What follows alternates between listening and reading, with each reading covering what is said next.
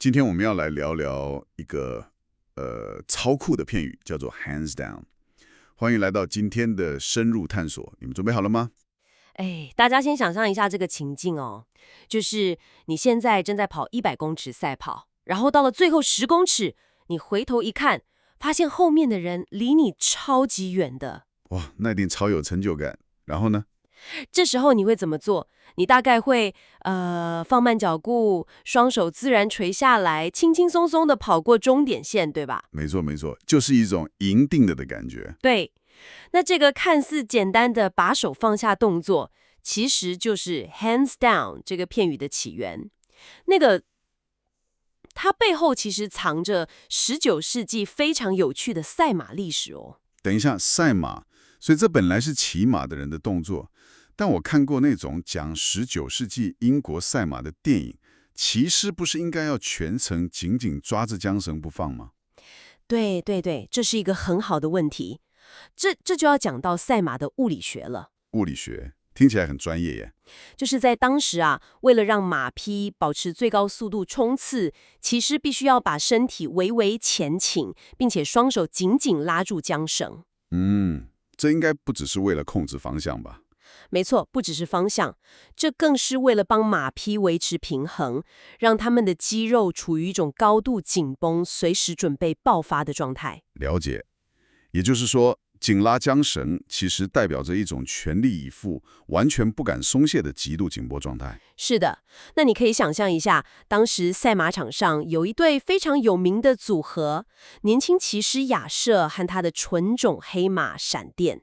哇，听名字就觉得跑得很快。在当年全国最盛大的皇家杯大赛上，他们遇到了一场硬仗。既然是全国最大的比赛，一开始大家肯定都咬得很紧嘛，没有人想输。是的，前半段比赛确实难分轩轾，所有骑师都紧握缰绳，没有人敢有丝毫放松。那后来呢？闪电有发挥他的实力吗？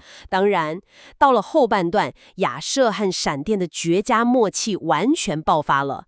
他们不止超前，还拉开了对手根本不可能追上的距离。哇，所以就在这个确定稳超胜券的时刻，亚瑟做了一个反常的决定。难道就是把手放下吗？答对了，他直接放松手臂，将双手垂下来，也就是字面上的 hands down。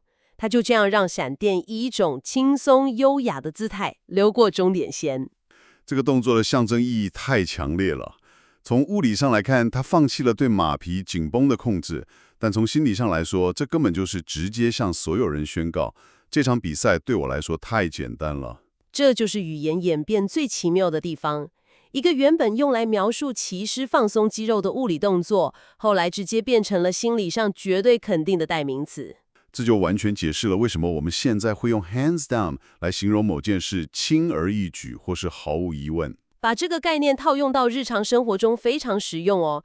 假设你刚看完一部你觉得今年最精彩的电影，你想表达这部片大胜其他所有作品，那我该怎么用英文说呢？你就可以充满自信的大声说 It was the best movie of the year, hands down。意思就是这无疑是今年最棒的电影，连比都不用比，直接双手垂下宣告胜利。对，这比单纯说它是最棒的，还要多了一层根本没有竞争对手的霸气。太帅了吧！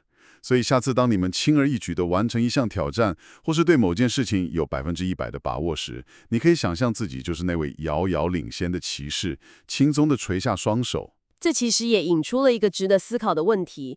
既然赛马运动里藏着 hands down 这种把肢体动作变成日常用语的有趣例子，那你猜猜看，在你喜欢的其他运动里，比如篮球、棒球或是游泳，是不是也藏着其他由动作变成的英文片语呢？这绝对值得你带着好奇心继续去挖掘看看呢。